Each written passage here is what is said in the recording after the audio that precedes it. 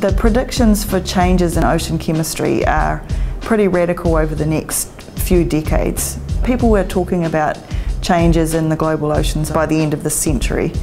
So potentially the environment is changing faster than the species will be able to adapt, and way faster than has been seen down there in the last, hundreds of thousands of years. One of the major things that's against these animals is that they've been living in a really, really stable system for a very long time. I mean, I said that the seawater was minus 1.92, and pretty much that's how it stays at those high latitude Ross Sea regions for the whole year. Whereas if you compare that to off the New Zealand coast, then the seawater changes by degrees and degrees just from summer to winter. And it will also change if you're in the shallows during the day as well, especially in tide pools and things like that. So if we get changes in seawater temperature, like have been predicted over the next 100 years, then whether or not the animals that have evolved to living in a very narrow little window of temperature are going to be able to adapt or acclimate, or how resilient they are to that kind of change is, we're not really sure. So I think that's a big push, is to get out there and do some really good fundamental research to try and understand how they work now and how they respond to things like changes in light conditions, which relate to changes in sea ice conditions. What might happen if the oceans suddenly become quite a lot more acidic. So some of our work has been trying to tease that apart, and also to try and tease apart how a change in seawater chemistry might have an effect on those animals as well, and how they metabolise and how they work.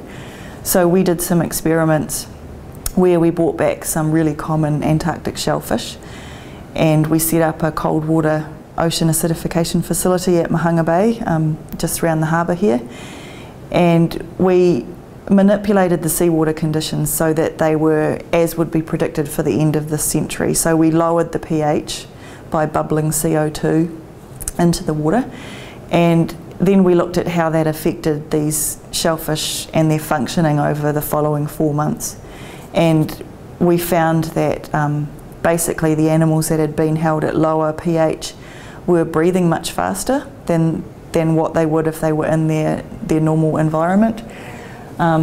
They also changed a few functions, so they can produce these things called stress proteins, and we measured those, and they were at a much higher level at the end of that 4 months than what they were naturally. And also they produce these enzymes called chitin synthase enzymes, and the genes that code for those, the levels were upregulated. So essentially that means that there were much higher levels of this chitin synthase gene in the animals that were at the low pH than at the control levels, like at the normal Antarctic levels.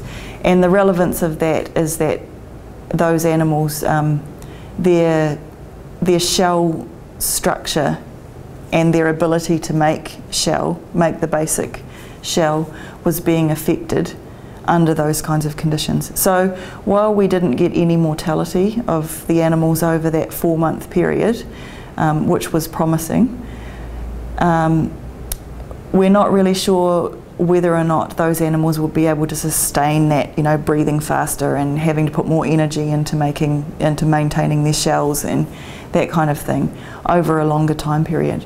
Because basically Antarctic animals are, their energy levels are going into reproducing, growing and feeding and surviving basically. So if they have to put more energy into maintaining their shells and just basically maintaining basic metabolism, then that's less energy that's available to go into growing and reproducing. So that can have pretty major implications for the population further down the track.